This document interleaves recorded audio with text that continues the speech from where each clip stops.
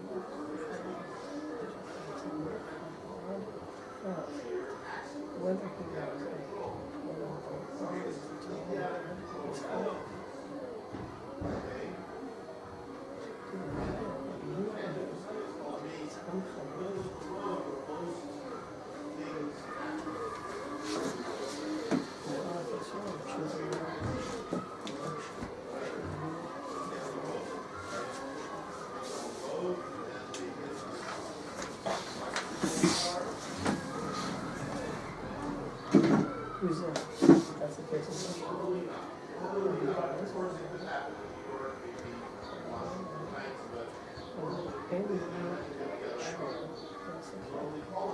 Only way certain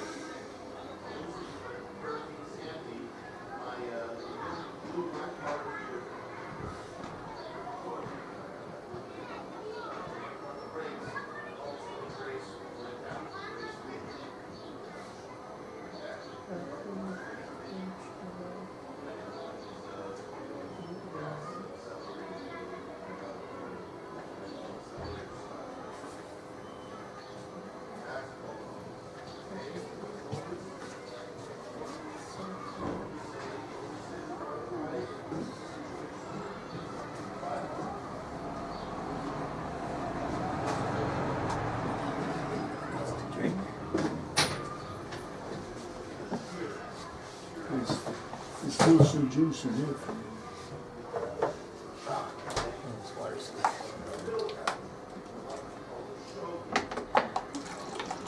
Okay, so how's it over the Mishnah? Yeah, I just have one question on the Mishnah, if it's all right. Yeah. So I don't understand the middle case. If the goring bull was a tam, if it was a muad patur, like it doesn't make sense to me, because why would a muad, who you know is a violent animal, why would this case be patur, and then the tam, who is more or less he's not demonstrated to be violent, be chayav? Doesn't make sense to me. Okay. So what we're going to see What's the reason for these dinim here? Let's see, it's going to have some, what's this? It's a rice cake. Okay. Alright. Okay, so let's just review over quickly what the Mishnah says and the Rashi. Kosher balov b'moseira v'nal b'fanav.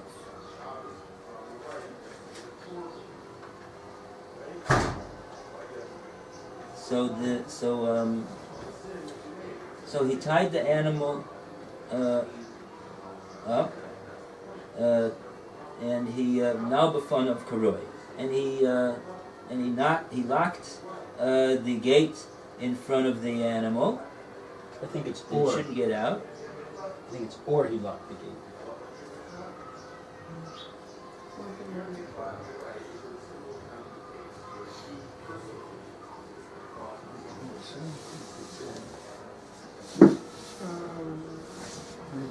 That more sense if it's end. I see, that's what the Torah says. That's how the Torah learns the Mishnah. Because of im kashron bala b'mosera o shamron shmira pachusa. He'll be patur. If he's perish the Mishnah who o now b'fanav, according to the Torah. Ken kosav ayam shlomo. The Yam Shlomo also agrees that that's the pshat in the Mishnah. Oh, interesting. Okay, because the word, the letter the vav over there could mean and, or I guess it could mean or. Okay. The question is, what's the difference between Shmir B'chusa and Shmir Ma'ula, if that's the case? Doesn't make any sense. No, it does, because clearly this is a case of a lesser guardian.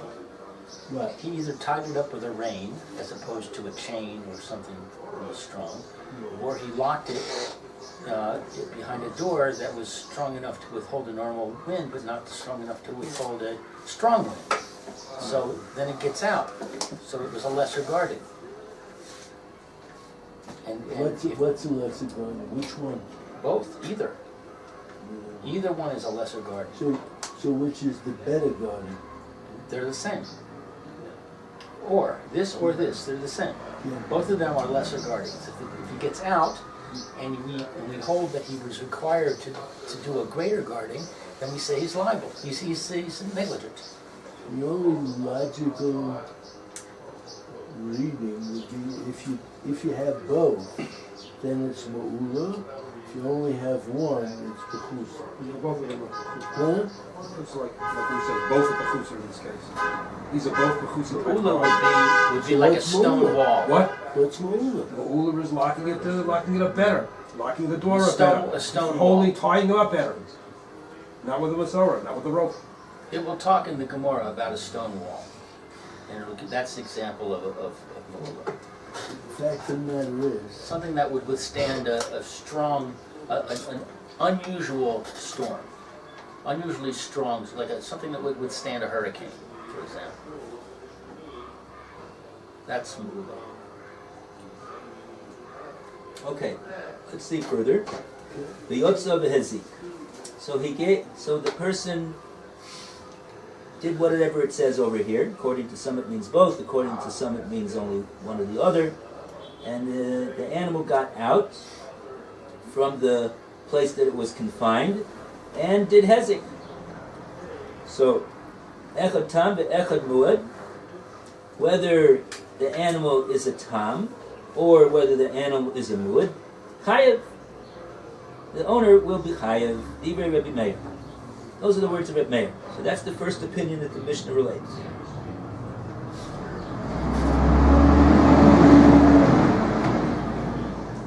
Now Rashi over here, if you take a look at Rashi, the now b'fun of Karoi, Rashi says, Hainu Shmira Pachusa. This is a Shmira Pachusa. Says Rashi, Delis Shiachola Lamod Beruach Mitsuya. The common ba'koinis. This is a a door that would stand in a normal wind. But sounds like it would fall down in a stronger wind than a normal wind. So that's called a shmir pechusa. Shmir pechusa means a minimal level of guarding was given. Okay. Now comes along the next opinion. Rabbi Yehuda Omer. On the other hand, Rabbi Yehuda says, not like that. He says Tam is chayiv and Mud will be patur. Tam will be chayiv and Mud will be patur. Shenemar, because it says in the pasuk. Now the full pasuk reads Onoda Hishor Nogahu, or it was made known to the owner that this animal that he has is a goring animal. He brought in witnesses. 3 times he did so. They established that the animal was a muad. And then, even after having done that, Lo Yishmerenu Ba'alo. Its owner still did not guard the animal. Shalom Yeshalyim. He's going to have to pay full damages now for that. So, the implication says Rashi, V'lo Yishmerenu Ba'alo, B'muad Ksiv. This pasuk is written by a muad. Miyet akasav l'shmira bu'etes. Gemora. As the Gemora will explain, the pasuk is excluding a shmira mu'etes from liability. Even a shmira mu'etes, even a minimal level of shmira, would absolve the owner of liability. Because it says here that he's going to pay if he didn't guard the animal. Implication is, if he did guard the animal, even a minimal level of guarding, he would be exempt from payment. So that's the answer to why it is that Rabbi Yehuda Lechora holds over here that there is a certain kula when it comes to a shor mud. A minimal level of shmira will get him off of liability, whereas for a tam it won't. Even though he'll only have to pay half damages in the case of a tam. So that's the second view. Third view, Rabbi Eliezer Omer, Ein lo shmir el sakin. There's no way to guard the animal except with the knife and shecht it. Then he won't do any more hezek. But otherwise, says Rashi, Ein lo shmira lemuad. Rashi identifies that Rabbi Eliezer is talking about a muad only. There's no shmira to be done for a muad ela sakin. Yafilu shamru shmira mu'ula. Even if he extends a superior guarding. The hipil akosel, and the wall is brought down. Hipil, it sounds like it's causative, like maybe the animal did it. V'yotza, and he goes out and does damage. Chayev, the owner will be chayev. Okay, now Rashi is going to now make the cheshbon over here. What's the cheshbon that comes out from this Mishnah between these 3 views? Says Rashi, Shlosh machloikos b'davar. There's three divergent opinions over here. That's why the Mishnah brought these 3 different Tanayim, because they all argue with one another. The Rebbe Meir b'shmira pechusa chayev u'b'ma'ula patur.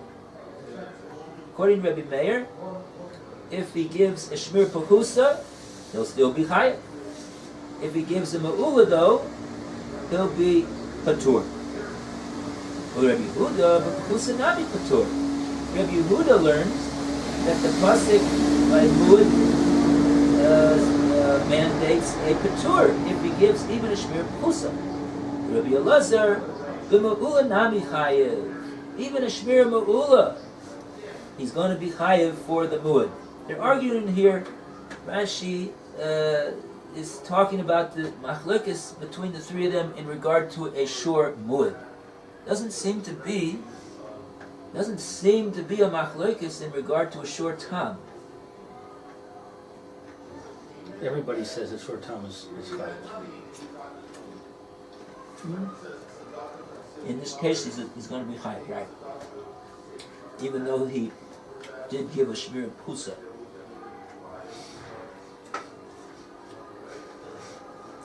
Question would be if he would be able to exempt himself with a shmir me'ula.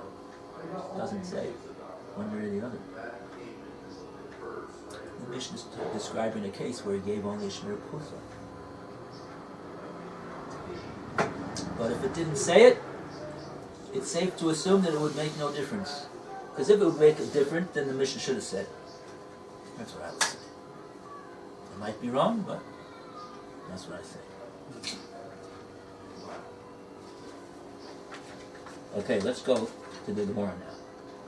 It's just, I mentioned it yesterday, no one seems to mention the tying. Sounds like it's almost irrelevant.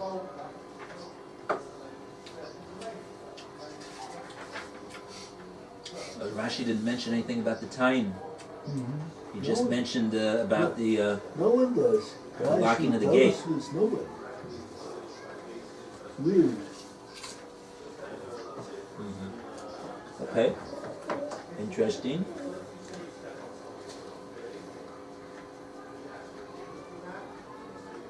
I mean, it seems as though the tying is not the point. That the point is how strong the gate was that you locked him in. So, That's the bottom line. If you lock him in a strong gate, whether you tied him, you didn't tie him, it doesn't seem to make a difference. that's correct. So why mention tying altogether? Why mention it? Good question. Good question. Okay, I hear. Okay, let's go weiter. Who wants to lead off the reading of the Gemora? Lou. My time, to Rebbe Meir. What is Rebbe Meir's reason? To savar stan shevarim lav becheskas shimur kaime. An ordinary ox. He holds that an ordinary ox is not considered to be guarded in a guarded state. An ordinary ox is not considered to be in a guarded state. In other words, a typical person doesn't guard an ordinary ox. So, a non-tam and a non-muad. Is that what that means? Stam so what is it? Good question. What does stam shmorim mean? It's a tom. What does the word stam mean? Unspecified. Unspecified. We don't know what's going on with this animal. What's the status of an animal that we don't know what it is? We don't know what its propensities are. It hasn't demonstrated that it has any violent tendencies. So what do we say it is? Tom. It's a tom. Right?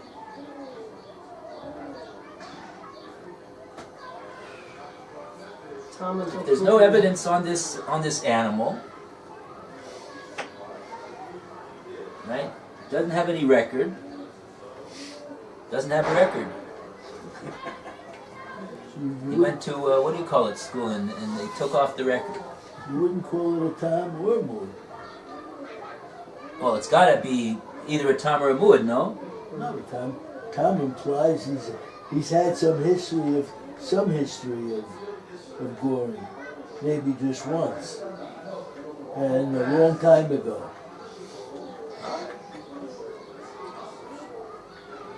Stam means, Even if he didn't have any record at all, he's still a tam. He's a tam. You call him a tam? In other words, a tam is something, as an animal, it's not a muad. Why do we say an animal which is not a muad is a tam? Maybe he really is a muad, deep down in his inner shorish nishmaso. No. We presume that he's not a muad. He's presumed to be a tam unless he's proven that he's a muad. That's how we look at him. So a stam animal who's unspecified as to what his thing is. He's a. So what do people do with an animal like that? Lav b'cheskes shimur kaimei. They're not maintained in a state of guarding. People don't guard an animal like that. Okay, so that's step one. That's where Rebbe Meir starts from. He says stam shvarim, and we're going to see that Rebbe Yehuda disagrees. Rebbe Meir this is Rebbe Meir's step one. Stam shvarim lav b'cheskes shimur kaimei. Amar Rachamana tam ni chayev, and the merciful one says that a tam is liable. If he goes out and gores, the owner can't say, "Oh, I didn't know that he was a goring animal. It's not my fault." Can't make me liable. No, the Torah says you're liable. Omer Rachmana tam nechayev. Doesn't Rachmana mean a pasuk? There's no pasuk here in Torah. Rachmana means the merciful one. I thought it implied a pasuk. Yeah, it does imply a pasuk, right? Okay. It implies a pasuk, right? Hashem is the author of the Torah. Moshe Rabbeinu was not the author of the Torah. He just wrote down the notes from the Shir. But it's Hashem's word. So when we find that the Torah says this, the Torah says that, the Gemora calls it Rahmana. But it has to be big self. It can't be a balpeh. When we say Rahmana, you're asking, when we say Rahmana, we're referring to a written pasuk as opposed to Torah Shabbat Peh? Right.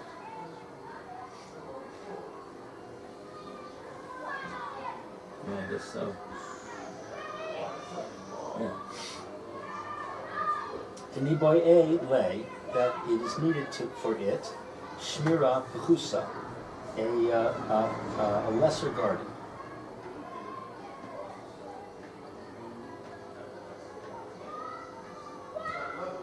So the implication would be that if he offered what? Did he boil a shmir pchusa? So that he should get a shmir pchusa. Then what will happen if he gets a shmir pchusa? What happened in the Mishnah? He did get a shmir pchusa, and nevertheless he's chayiv. Yeah, that's weird. So what's the Gemara saying over here? What's Rashi say about that? Nothing. Okay. So we don't understand. Okay. We'll go weiter. Okay. Hadar Amar Rachamana. Oh, so the story wasn't over. Okay, so then the Hashem said, "Velo yishmarenu," and it was not guarded. Gave muad, concerning a muad. Right. De niboye lay, that we need for it shmira me'ula, a superior guarding. But that's for a muad. We're off the topic of time, right? So we still don't understand the topic of time. Right. We got one more thing to say. It's going to tie it up. the Alif, and he learns out Negisa, Negicha, Latam, Negicha, Lamuad. The goring of a tam from the goring of a muad. Right. So he learns, he establishes the law for a muad that lesser guarding is not sufficient. And then he says, just like a muad as a tal. That's Rabbi Meir's svara. Right. Well, he's got a, he has a Kabbalah on, well, we'll see. We'll see how, Yolif means that we have, remember, we have one of the ways that the Torah derives halachas from Yerushalyim or Binyanav or one of the Yud Gimel Midas or some of the other Midas that there are. Not based upon, in other words, not based upon svara. Right. My footnote says it's a Gezerah Shabbat. So Rashi says it's Rashi tells us it's a Gezerah Shabbat. Yeah. Just pointing out that this word Yolif is used to mean that we have some type of a limud, not from svara or alma, but from one of the officially authorized ways to derive halachas from the Torah. So a svara is a logical deduction? Yeah. As opposed to Something that's written. something that's written. This is written. It's written in the Torah that there's that we have a Kabbalah, that there's a Gezerah Shabbat over here, and therefore we learned this halacha. So that's called it's written. Right. It's not written explicitly, but it's the Torah's way of writing it through a Gezerah Shabbat. Right. So that's the Alfusa. That's the Yolif. That's not a Svara. It's starting by saying normally there's no, on an ordinary situation you'd say an ox is not guarded. So now we have a question where we then therefore for a tam you would think the tam would be chayev, you have to have a shmir. So normally you'd say okay it's a shmir of chusa. It's a shmir, it has to have some kind of shmir of chusa. Right. But now we get to the case of a muad. Right. The muad has to have, and I'll get to the Lo Shmir later, the muad has to have a shmira ma'ula, is necessary for a muad. But now we have the Gezerah Shava between the tam and a muad, Right. so that means that the tam also needs a shmira. When we talk about shmira, also needs a shmira ma'ula. So if there's no shmira on the tam, I'm still shmira ma'ula on the tam, he's going to be chayav. Now why the muad gets out of not needing, why the muad will be pater, which is the question you have. It's ridiculous. Why is a muad pater? Is because the pasuk has a specific, that pasuk specifically says that lo yishmer, if he didn't guard it, then he's going to pay. If he didn't guard it, he's paid, which means if he did guard it, he wouldn't have to pay making the pater. So that's why he's Right, but we have a kasha on that view because what does he do with the Gezerah Shabbat? No, Rabbi Meir says we learn from a Gezerah Shabbat that you need for a tam as well as for a muad shmira ma'ula. Right, but This is Rabbi Meir. Therefore, in this case of the Mishnah, what's your name? Phil. Phil. So Phil only Rabbi extended Meir. Only Rabbi Meir. We're not going to the other. talking about But you just extended it to include Rabbi Yehuda. No, I just said Rabbi. Well, I'm giving you Rabbi. You said, and then we also say. Right, but that's what Rabbi Meir says. Right, Rabbi so we Meir have a says. kasha on Rabbi Yehuda. Rabbi Meir, of course, What it's does a he do with kasha. the Gezerah Shabbat? We'll get to that later. Right, Right. we're only trying to explain Rabbi Meir. Rabbi So Meir far, we has just his own explained opinion. my He's time explaining with Rabbi Rabbi Meir. Meir. Right. This So is far, trying to you explain Rabbi just Meir. said my time with Rabbi Meir. The three different things. This is trying to explain what Rabbi Meir says. And why Rabbi Meir came up with the final ruling, chayiv to tam, but for muad. There's a Rashi over here. Negicha l'tam, negicha l'muad. Phil, you want to read that? Negicha l'tam, negicha l'muad. It's a Gezerah Shabbat. The Ba'ai Nami also need a tam for a tam, Shmira Mula. We now need a Shmira Mula for a tam also. This is all according to Rabbi Meir.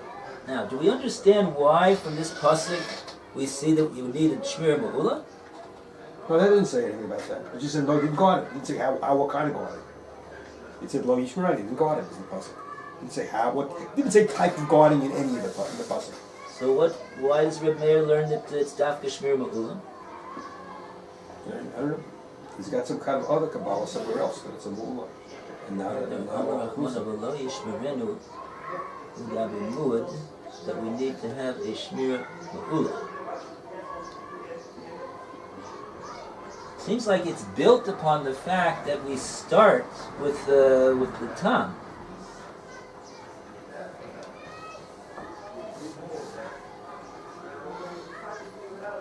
The Tam doesn't have Shmira as a general rule, but the Torah says that there's liability for the Tam, which we say, whoa, that means that you have to have some type of a Shmira for it.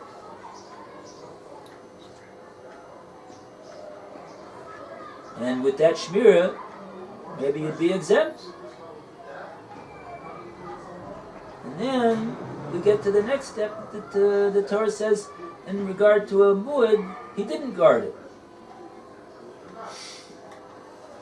Okay, he didn't guard it. What type of a guarding did he not guard? Gemora says, that tells us that we have to upgrade the shmira somehow. He didn't guard the guarding that we required, that was implied by the liability of the shor tam.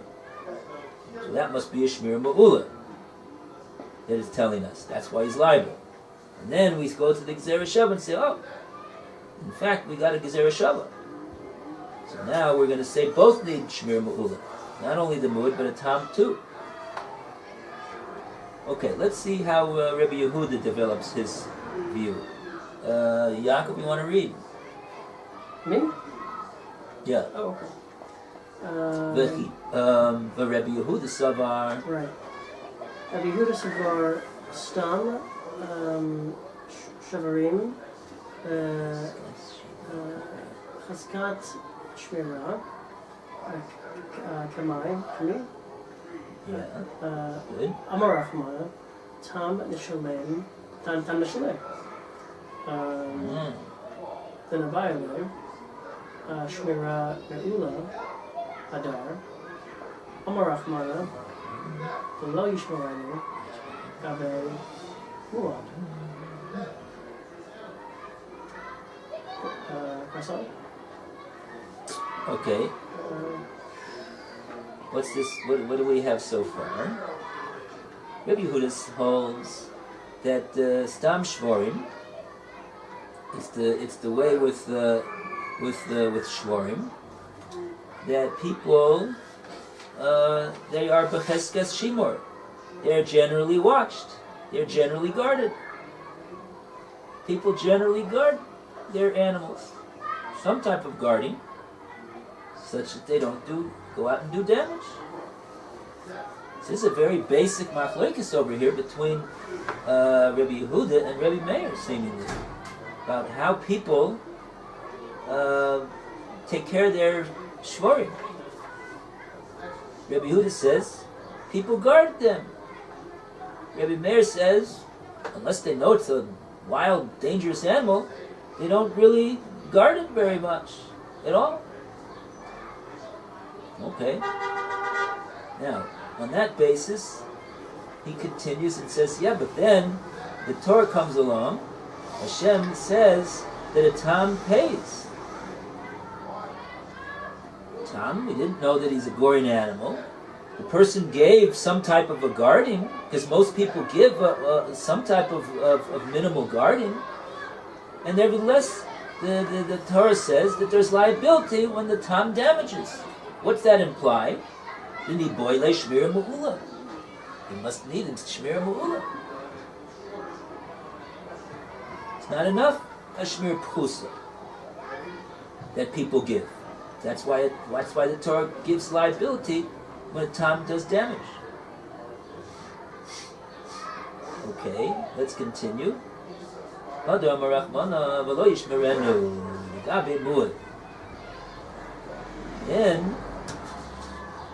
in the next pasuk, the Torah says about a mu'ad. It describes a mu'ad, and it says that if he doesn't, that the guy doesn't guard them, and then shalom yishalom, he has to pay if he didn't guard him. If he didn't guard him, what's the implication? If he did guard him, he doesn't. Then the Abed le Shmira Ma'ula. That he is what?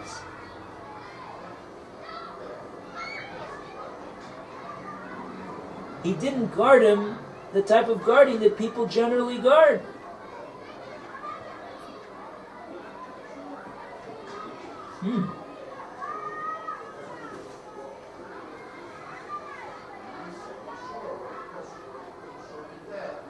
Even it sounds like even a muad. The Navidle, we learn out from there that what's required is the Navidle Shmira Ma'ula.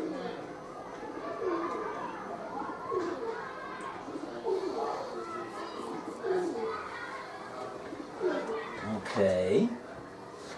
Now, okay, let's go further now. Habe ribu acha ribu. Also, should we? Yeah. Okay. Have ribui, echad ribui. Achar. Beg your pardon. Achar ribui. Okay. The ain ribui achar ribui. There's no ribui after ribui. Elo lama'at. Lama'et. Lama'at, except to reduce or make small. Right. Miyat. Akatuv lishmora, lishmera, mitla. I think it's a full stop. Right. Miyet hakasav lishmira va'ula.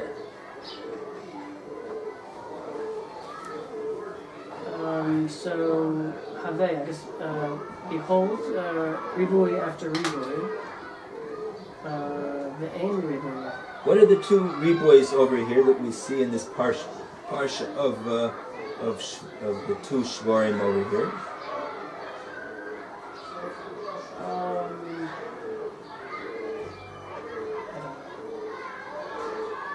Seems like the Gemora is calling the riboi. There's two ribois over here. Therefore, the Gemora is saying we have over here in this parsha riboi achar riboi. Now, what is a ribui? A ribui is that we see from the pasuk that we're coming to include something. The rabot. The ma'et is coming to exclude, and ribui is coming to include. So we have two ribuim over here in this parsha, in the psukim with the short time and the mood.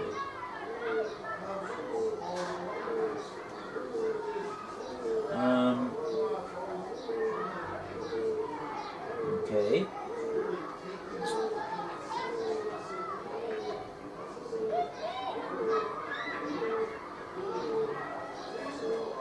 These two ribuyim, whatever they are, we'll leave it on the side for a moment, not get caught up in it.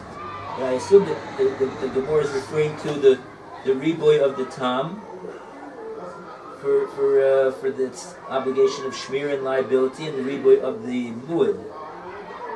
So riboy after riboy. And there's a principle when we say if we have a riboy followed by another riboy in the psukim, ein riboy after riboy ela lema'et. It's only coming to make a mute, to exclude something. And what is that exclusion that it's coming to make? Miyet hakasev v'shmira v'ula. The exclusion of the pasuk is in regard to the shmira ma'ula.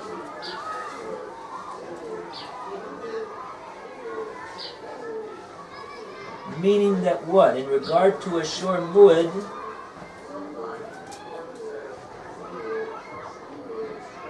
you don't need to make a shmir ma'ula. It'll be enough to make a shmir pechusa. That's why that Rabbi Yehuda, he says in the case of the muad, he's pater over here.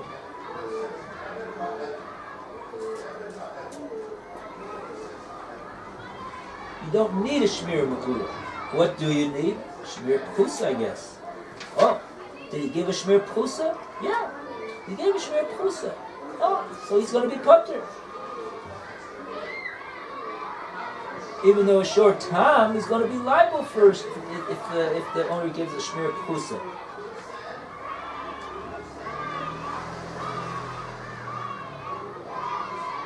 Okay?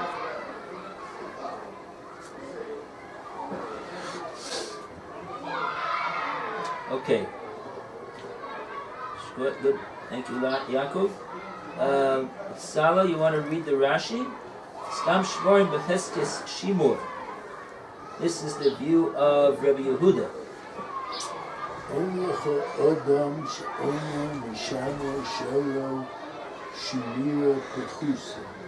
There is no such thing as a man who does not watch his ox at least a little bit.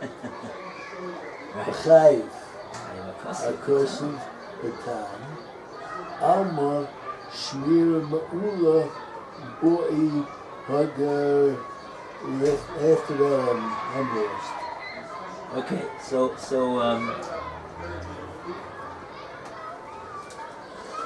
Rabbi Yehuda starts off by saying that the whole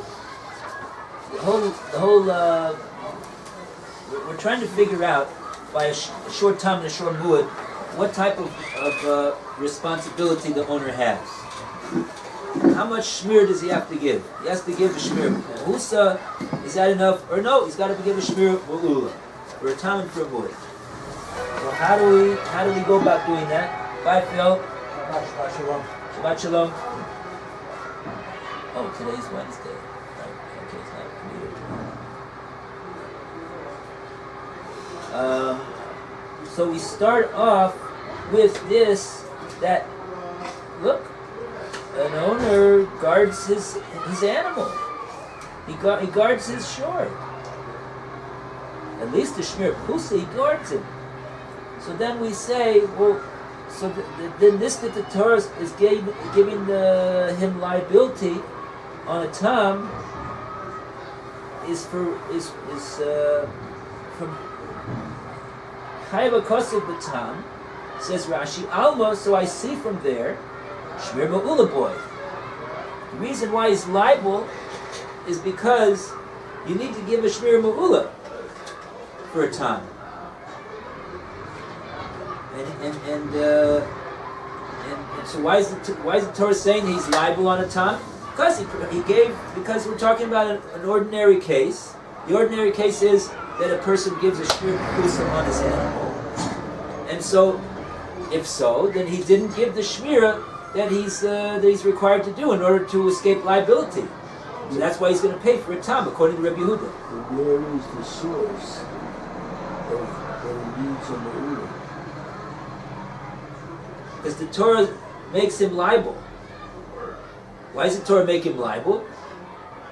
If it was a normal case, an ordinary case that we're talking about, he certainly gave him a shmir pchusa. People give a shmir pchusa on their animal. Mm-hmm. Oh, the Torah makes him liable. Oh, so that tells me, says Rashi, Alma, shmir ma'ula boy. It must mean that the reason that he's liable is because he needed to give a shmir ma'ula and he didn't.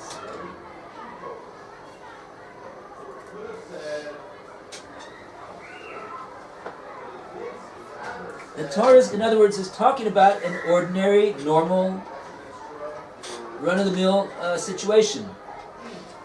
Which means The normal, run-of-the-mill situation is the guy gave a shmir pchusa. So why does the Torah say he's liable on his time? Why is he liable then? Oh, says Rashi, Alma. So we see that in order to escape liability, he would have had to give a shmir ma'ula.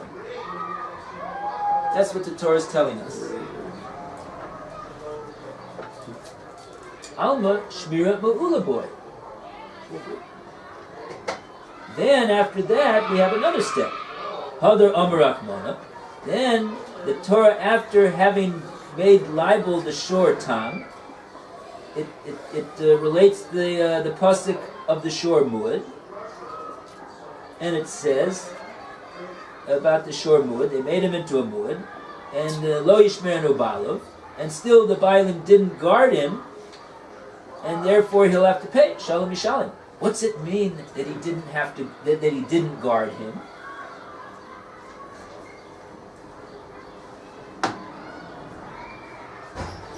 That he didn't guard him is shmir ma'ula, because that's the guarding that we required of the shor tam, and it says he didn't guard him that. Wait.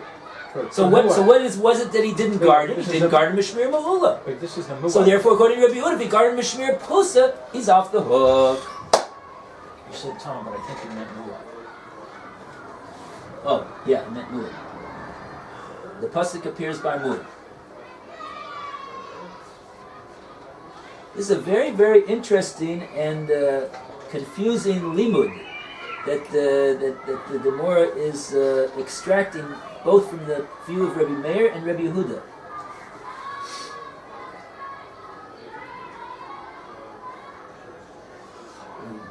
The whole thing revolves around the psychology of the Bailim.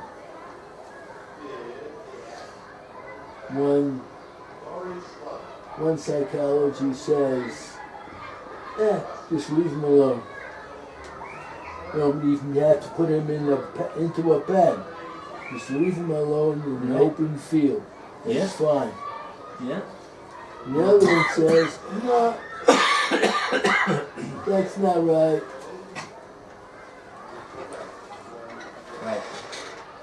Right.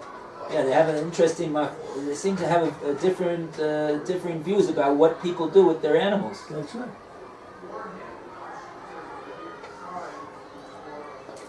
And so therefore, the psukim are they learn the opposite.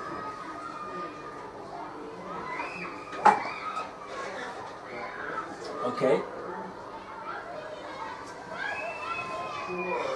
So that would come out that all he needs to have is a shmira pusa to escape liability in the case of a muad. Have a riboy after riboy. It's a riboy after riboy, and riboy after riboy elamiyah. Elamayeh. Miyah kosav the shmira ma'ula.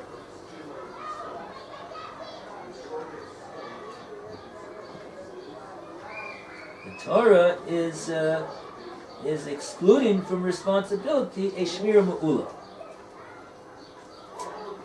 in regard to a muad. You don't have to do a shmira ma'ula.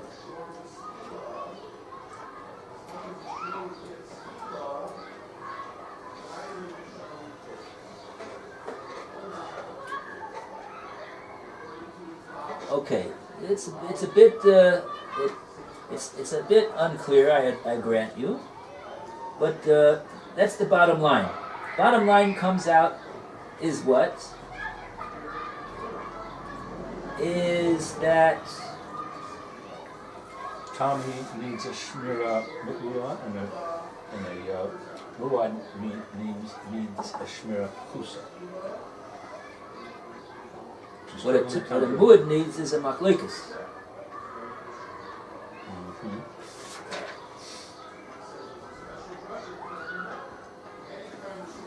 Right. Now that's interesting. According to Reb Meir, in other words, he has a gezerah shava from a tam muad and a tam and a muad. Right. Yalef negicha the tam negicha lemuad. Even not only he learns a muad requires shmir ma'ula, and also because of a gezerah shava, he says that the tam also needs shmir ma'ula.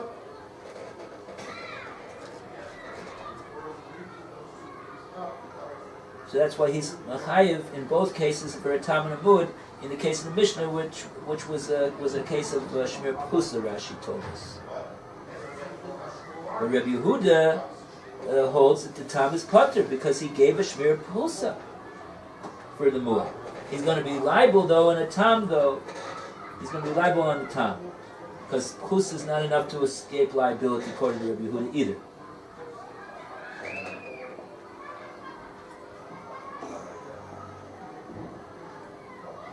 Okay. You got any more time? Not too much more time. Okay. So we got up to Key table. the key table.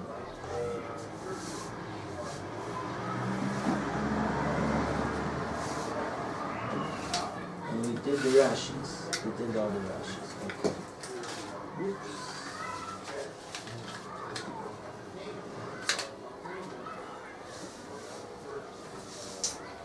Ani riboy acher riboy. Ein riboy acher riboy ola ha'etz. Alright. Goyak, everybody. Officially, I don't know if there's a few for that. Thank you. Have a great day. And see you at 2 o'clock for the Yevamos this year.